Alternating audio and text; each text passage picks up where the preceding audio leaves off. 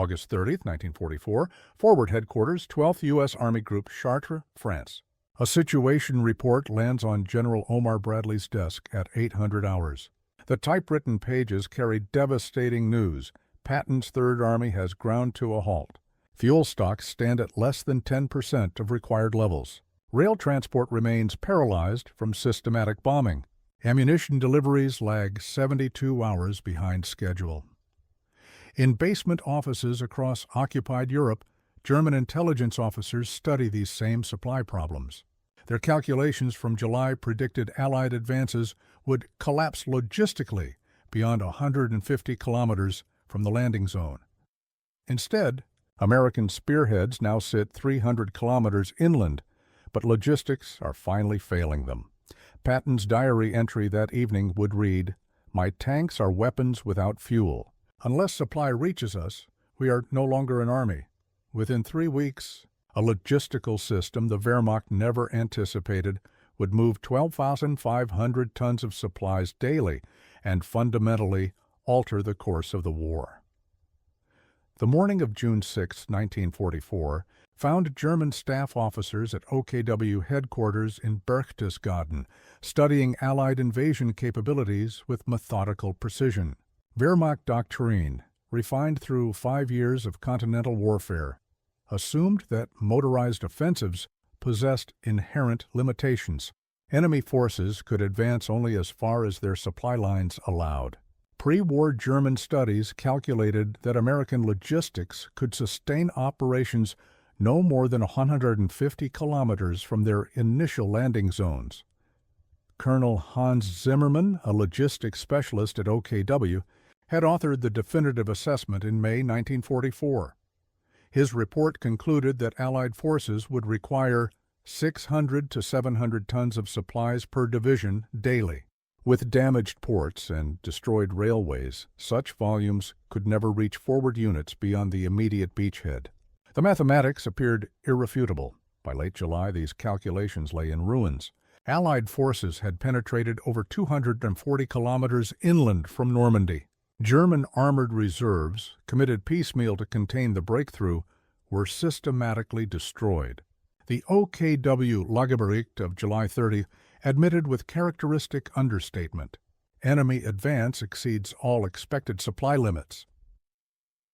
The German High Command had based their defensive strategy on a fundamental miscalculation. They understood tank production, artillery ranges, and infantry tactics, but they failed to grasp the industrial scale of American logistics, or the revolutionary potential of mechanized transport operating on such a massive scale.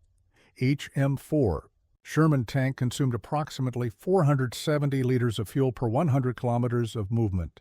A single armored division required 350,000 liters daily during active operations.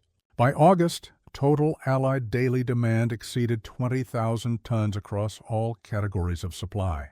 The Transportation Plan bombing campaign had systematically destroyed French railways, exactly as intended. What German planners never anticipated was that the Allies possessed an alternative. American factories had produced over 2.3 million trucks by 1944. Germany's entire wartime production barely exceeded 350,000. This disparity would prove more decisive than any superiority in tanks or aircraft. The Wehrmacht prepared to fight a war of firepower and maneuver. The Allies were about to demonstrate the supremacy of industrial logistics. Operation Cobra commenced on July 25, 1944, with a devastating carpet bombing of German positions near St. Lo. Within hours, American armored spearheads had torn through weakened defenses and were racing across the Norman countryside. Patton's Third Army, officially activated on August 1st, advanced at speeds that astonished both sides. Daily gains of 30 to 50 kilometers became routine, but speed created its own problems. Each advancing column stretched supply lines beyond breaking point. Fuel convoys, designed for methodical advance, could not match the pace of mechanized warfare. Ammunition depots, positioned for static defense, fell far behind the moving front. By August 9th, the Third Army's quartermaster report documented the crisis with stark precision. Consumption exceeds delivery by 43%. The mathematics of modern warfare were unforgiving. An armored division in rapid advance consumed not just fuel for its tanks, but gasoline for reconnaissance vehicles, diesel for self-propelled artillery, lubricants for constant mechanical operation, and thousands of rounds of ammunition. Each day of delay in resupply meant another day for German forces to reorganize their shattered defenses. Staff officers at forward headquarters watched their tactical success threaten to become strategic failure. Maps marked with blue arrows showed American forces deep in German-held territory, but the red symbols indicating supply depots remained clustered near the Normandy coast. The gap between achievement and logistics grew wider each day. Lieutenant Colonel James Morrison, serving with the 4th Armored Division's supply section, recorded the dilemma in his daily log. "We have broken their line, scattered their reserves, and opened the road to Paris. Now we sit immobilized for want of gasoline. The enemy could not stop us with panzers, but empty fuel tanks might accomplish what their entire army could not." A strategic pause loomed. The very success of Operation Cobra threatened to grant Germany the breathing space it desperately needed. Unless American logistics could match the pace of American armor, the breakthrough would stall within striking distance of the German border. Lieutenant General John C. H. Lee commanded the communications zone, the vast logistical apparatus supporting Allied forces in Western Europe. On August 25, 1944, from his headquarters in Normandy, Lee authorized a solution unprecedented in military history. He designated specific highways for exclusive military use, establishing a one-way convoy system operating around the clock, SCHAF. Directive Number 19 formalized the arrangement. All supply traffic to forward depots will move under Red Ball priority. The name came from railroad terminology. Red Ball freight moved with absolute priority, ahead of all other traffic. 2 parallel roads would carry the burden, one for loaded vehicles heading toward the front, another for empty trucks returning to supply bases. The scale defied previous military experience. Over 5,900 trucks, primarily GMC CCKW-2 102-ton models, were assigned to the operation. These vehicles would move in continuous convoys, departing every 15 minutes during daylight hours and every 30 minutes after dark. No civilian traffic would be permitted on designated routes. Military police would control all intersections. The GMC CCKW, known universally as the Deuce and a Half, represented American industrial ingenuity at its peak. Its 104 horsepower engine could pull 2.5 tons of cargo under normal conditions. Overloading, a common practice, pushed this to 4 tons. 6-wheel drive provided mobility across damaged roads and muddy fields. A top speed of 45 miles per hour on good surfaces meant rapid transit between supply points. 23,000 men would operate this mechanized lifeline. 75% were African American soldiers, many serving in segregated quartermaster units. Their contribution to Allied victory would be measured not in enemy casualties, but in tons delivered, miles covered, and schedules maintained under impossible conditions. What began as an emergency stopgap to prevent strategic paralysis would evolve into the largest motorized supply operation in military history. German reconnaissance aircraft, photographing the endless columns of vehicles, initially misinterpreted them as troop redeployments. Wehrmacht intelligence officers could not conceive that such massive resources were devoted solely to logistics. The Red Ball Express represented more than organizational innovation. It embodied the industrial might of democratic society applied to the problems of modern warfare. September 1, 1944, marked the full operational launch of the Red Ball Express. Along the designated corridors stretching from Normandy to forward supply points near Chartres, an endless stream of vehicles began the rhythm that would sustain Allied momentum for the next 11 weeks. The scale approached the fantastic. 132 truck companies participated in the operation. Vehicles covered over 40 million miles during the Red Ball's existence, equivalent to circling the Earth 1,600 times. Maintenance depots positioned every 50 kilometers provided emergency repairs, fuel, and driver relief. Radio communication linked convoy commanders with supply headquarters, enabling real-time adjustments to routes and schedules. Each truck carried an average of 2.5 tons of cargo under standard loading procedures. Desperation frequently pushed this to 4 tons or more. Cargo included everything required by modern mechanized forces: ammunition, fuel, rations, medical supplies, replacement parts, and equipment. 60% of all tonnage consisted of POL, petrol, oil, and lubricants, the lifeblood of mechanized warfare. The human cost was enormous. Drivers worked 18-hour shifts, catching sleep in their cabs during loading and unloading operations. Vehicle breakdown rates reached 12% daily, requiring constant replacement and repair. Mobile maintenance teams worked around the clock, often under blackout conditions to avoid German air attack. Master Sergeant Robert Williams, serving with the 3514th Quartermaster Truck Company, described the routine in his memoir. "We drove through rain, mud, and darkness. The convoys never stopped. When a truck broke down, we pushed it aside and kept moving. The war waited for no one." German aerial reconnaissance continued to photograph the convoys, but Wehrmacht intelligence struggled to quantify their significance. Reports noted unusual concentrations of motor transport, but failed to grasp that this represented a revolution in military logistics. German forces still relied primarily on horse-drawn transport for 70% of their supply requirements. The Red Ball Express carried more than material; it transported the industrial capacity of American democracy directly to the battlefield. Each convoy represented factories in Detroit, oil fields in Texas, and farms across the Midwest. The trucks rolling through French villages embodied a nation's commitment to victory through abundance rather than mere courage. September 5, 1944, found General Patton's Third Army in a desperate situation near Nancy, France. Despite spectacular tactical success, his tanks sat immobilized with less than 1 day's fuel remaining. Combat units that had advanced over 200 kilometers in 2 weeks now faced the humiliation of strategic paralysis within sight of the German border. The crisis demanded immediate response. Red Ball convoys received emergency priority orders to deliver fuel exclusively to Third Army depots.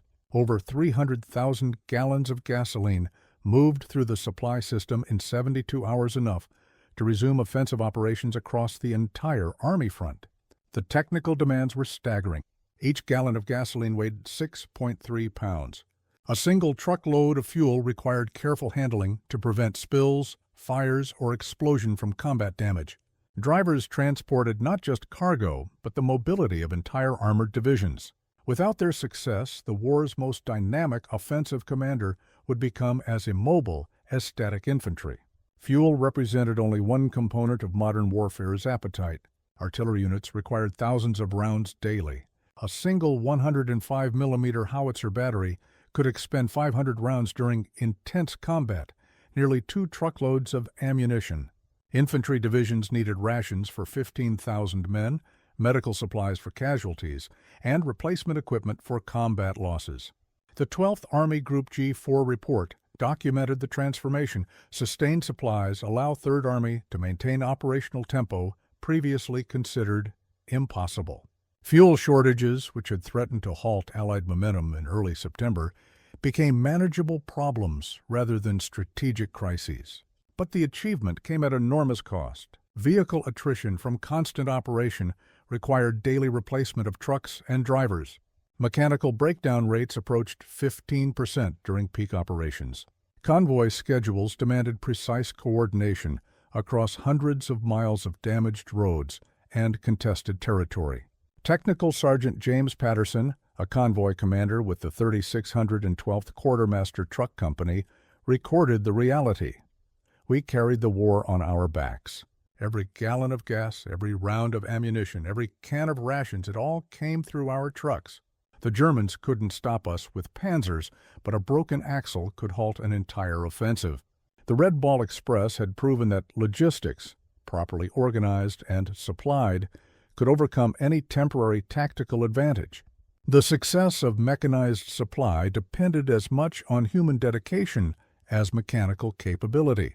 23,000 men operated the Red Ball Express under conditions that tested endurance, skill, and determination. Most were African American soldiers serving in segregated quartermaster units, their contribution to victory measured in tons delivered rather than enemies killed. Driver training emphasized speed, safety, and maintenance. Each man learned to perform basic repairs, changing tires, adjusting carburetors, replacing fan belts. Convoy discipline required precise spacing between vehicles, adherence to speed limits, and immediate response to mechanical problems. A single breakdown could disrupt an entire column unless quickly resolved. Living conditions along the Red Ball routes challenged even experienced soldiers. Drivers slept in their cabs, ate cold rations, and washed in roadside streams. Rest periods lasted only long enough for loading and unloading operations. 18-hour driving shifts became routine, with brief breaks every 4 hours for fuel and mechanical inspection. The GMC CCKW truck proved remarkably reliable under these extreme conditions. Its six-wheel drive provided mobility across damaged roads and muddy fields. The 104-horsepower engine, while underpowered by peacetime standards, delivered consistent performance under constant operation. Standardized parts simplified maintenance and repair. Private First Class Charles Thompson, serving with the 3,890th Quartermaster Truck Company, wrote to his family, "We drive all day and half the night. The trucks hold together better than we do. Every day we move enough supplies to feed a city." The Germans think they're fighting just the soldiers in front of them. They don't know about the factories and farms and workshops back home that keep us moving. Weather added another challenge. September rains turned dirt roads into quagmires. Fog reduced visibility to mere yards. Cold autumn nights numbed drivers who had been working since dawn. Yet the convoys maintained their schedules with remarkable consistency. Mobile repair shops followed the truck columns, providing emergency maintenance and replacement parts. Skilled mechanics worked under blackout conditions, using shielded lights to avoid German air attack. Their success rate in returning disabled vehicles to service exceeded 80% within 24 hours. The Red Ball Express demonstrated that victory in modern warfare required more than tactical brilliance or superior equipment. It demanded the coordinated effort of thousands of ordinary soldiers performing extraordinary service under impossible conditions.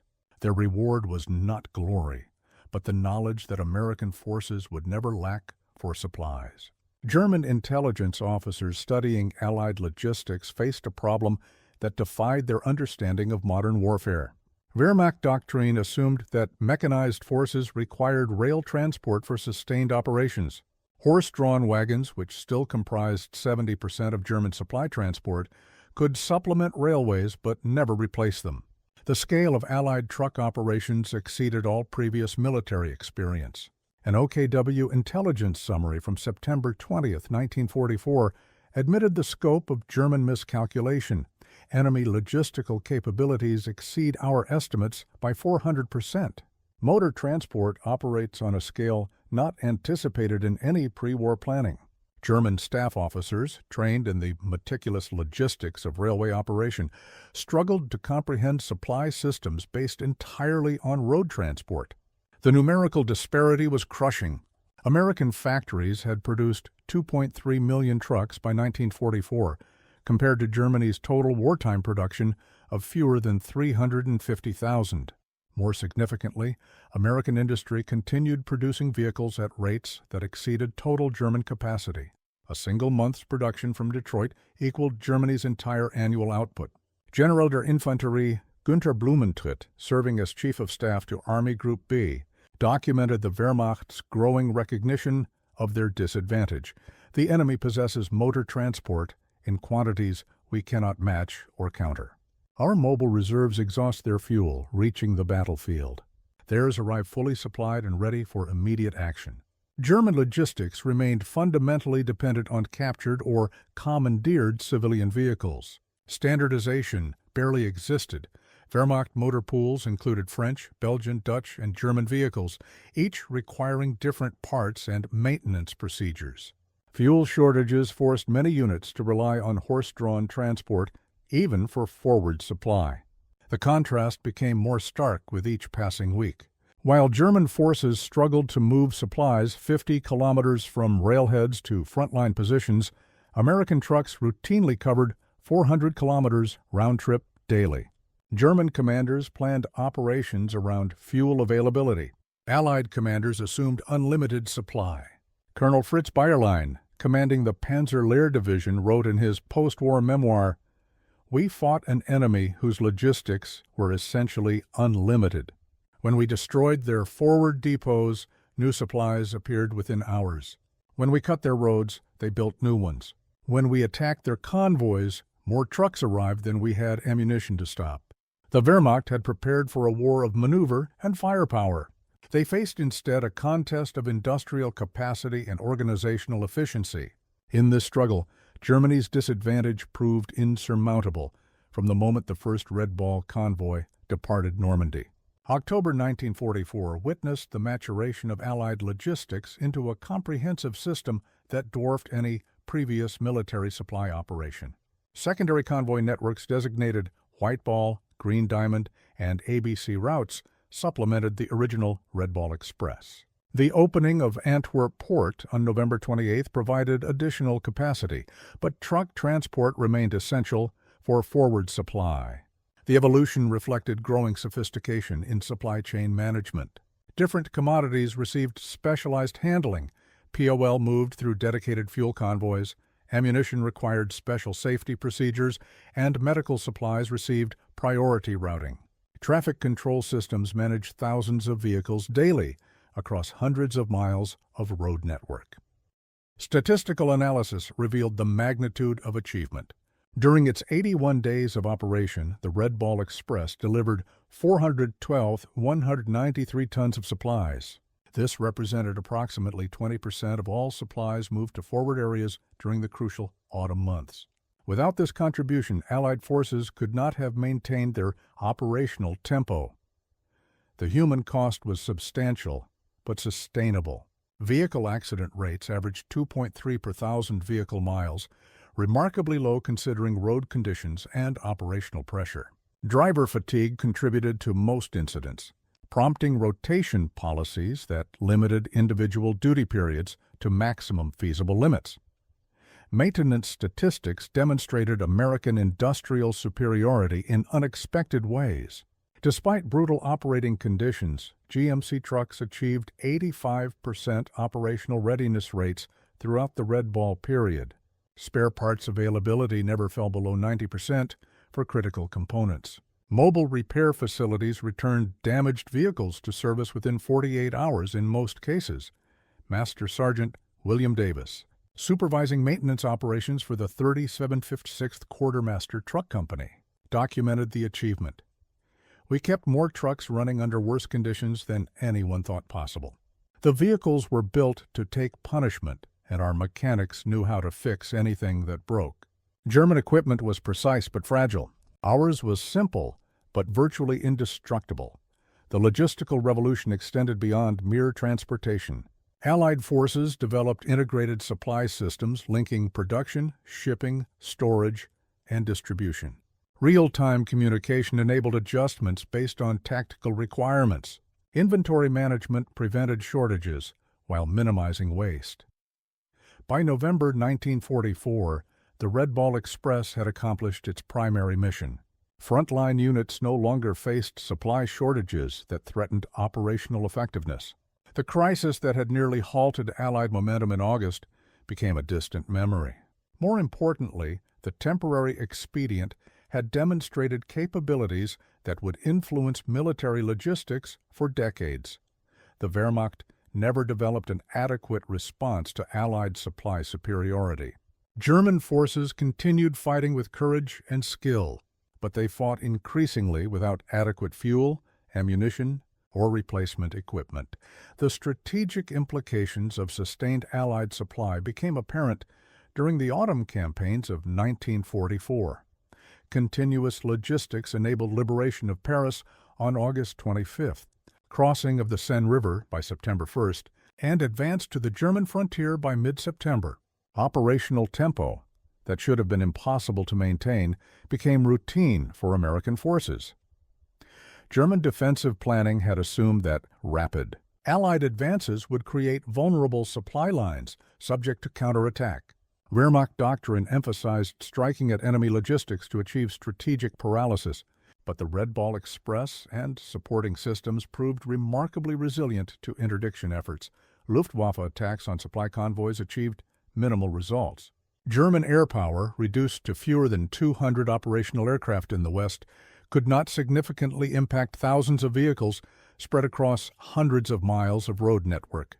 Single aircraft attacks might destroy individual trucks, but could not interrupt the overall supply flow. The 12th Army Group Daily Intelligence Summary from October 15th documented German recognition of their failure. Enemy supply operations continue without significant interruption, despite all countermeasures. Motor transport scale exceeds our capacity to interdict effectively. Ground attacks proved equally ineffective. German mobile reserves, already committed to containing Allied advances, lacked sufficient strength to mount sustained operations against supply routes. Hit-and-run raids might ambush isolated convoys, but could not disrupt the systematic flow of materials to forward areas. Statistical comparison revealed the hopelessness of German interdiction efforts. Allied forces lost approximately 400 trucks monthly to all causes: combat, accident, and mechanical failure. American factories produced over 50,000 trucks monthly. German attacks eliminated less than 1% of Allied transport capacity, while consuming irreplaceable fuel and ammunition. The contrast in supply systems became a decisive military advantage.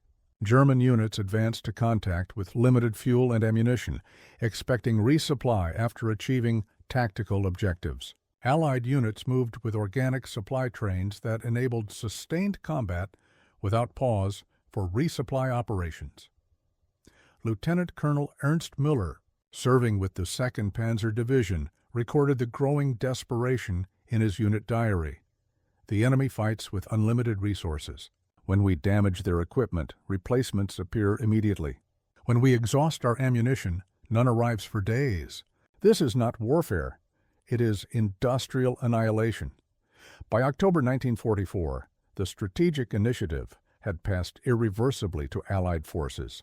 German commanders could no longer plan operations based on tactical considerations alone.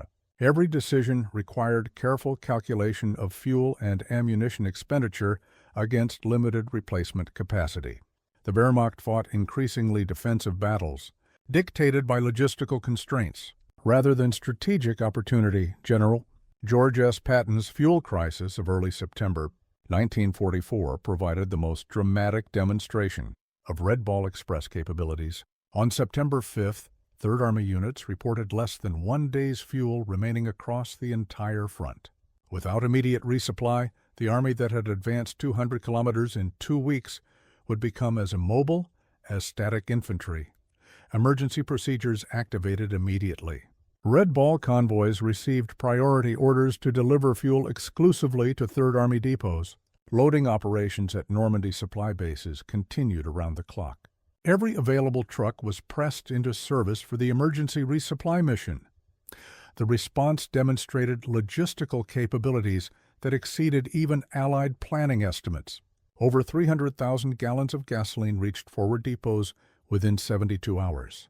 This quantity represented normal consumption for an entire armored division across 6 days of intensive operations.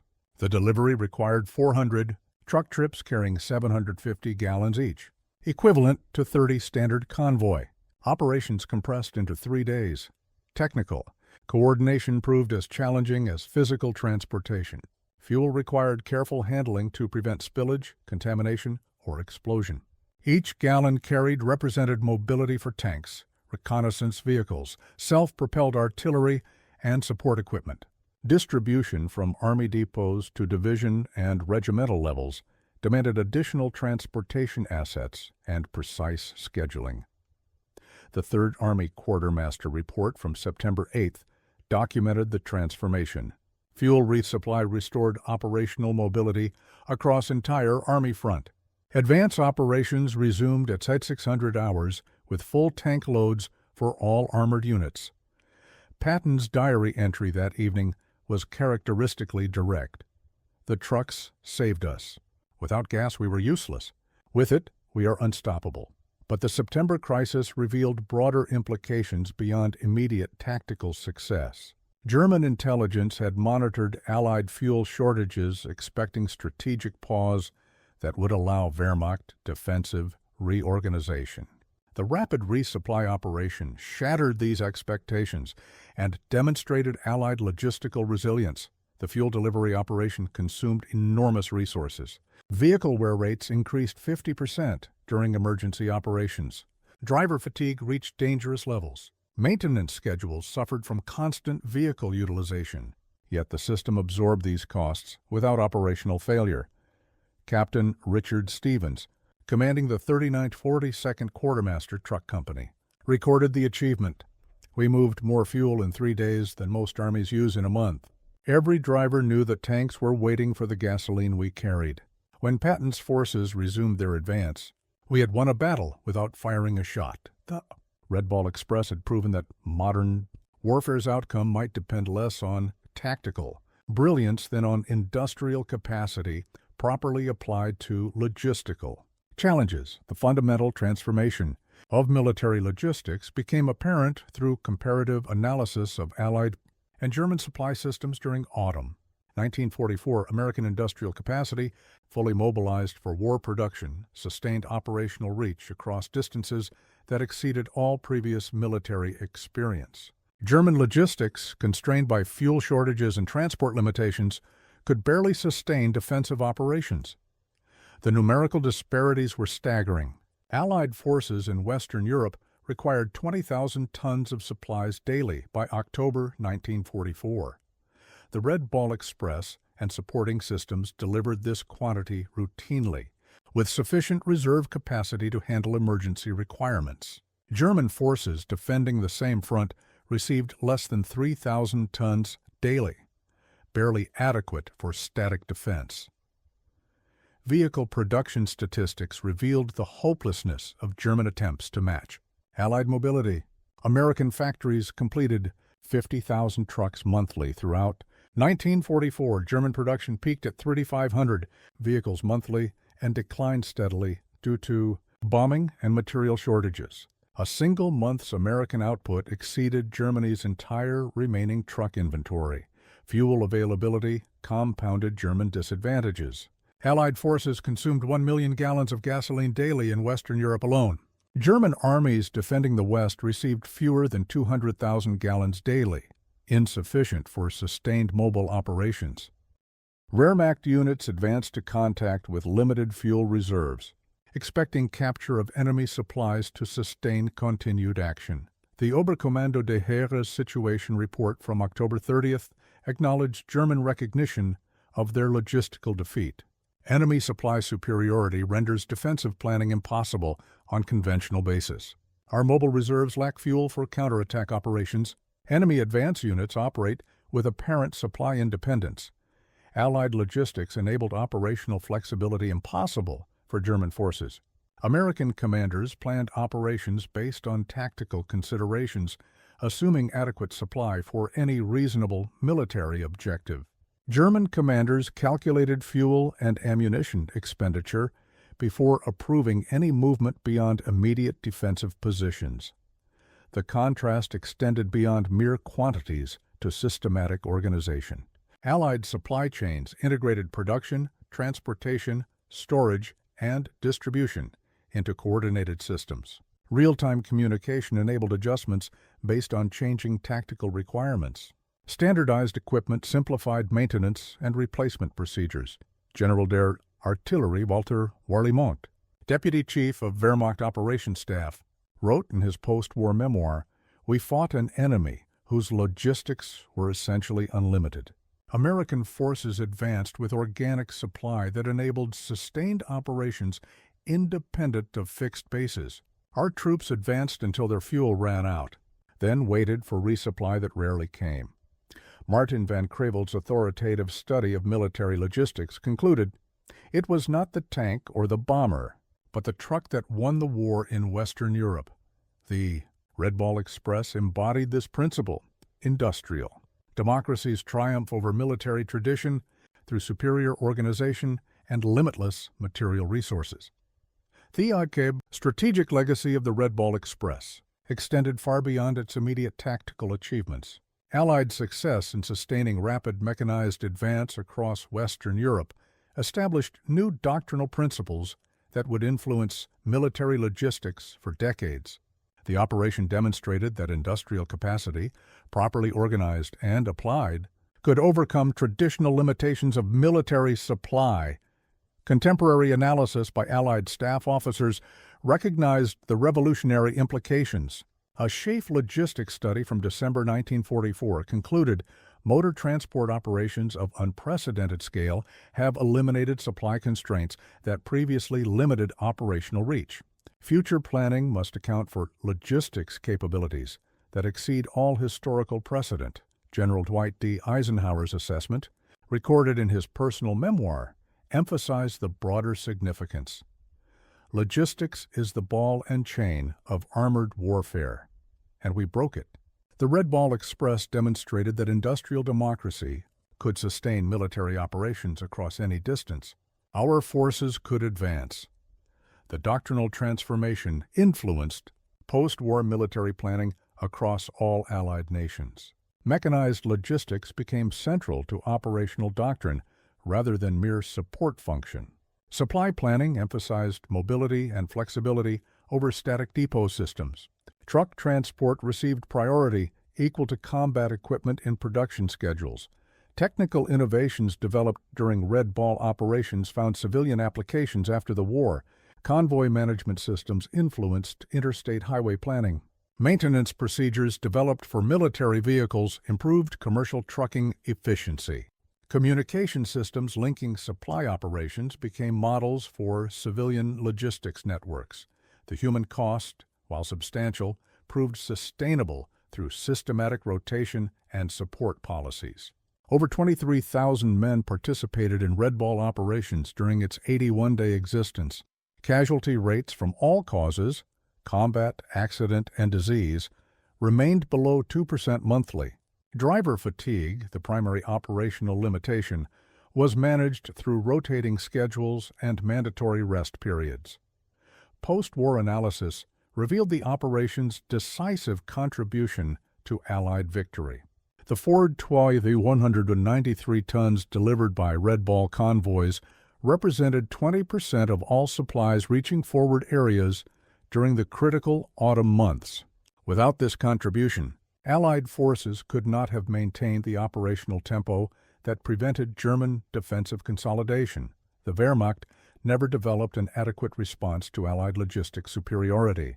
German attempts to interdict supply lines achieved minimal results. Luftwaffe attacks eliminated fewer trucks than American factories produced daily. Ground interdiction efforts consumed irreplaceable German mobile reserves without significantly affecting Allied supply flow. Captain John Morrison, serving with the Transportation Corps headquarters, summarized the achievement in his official report.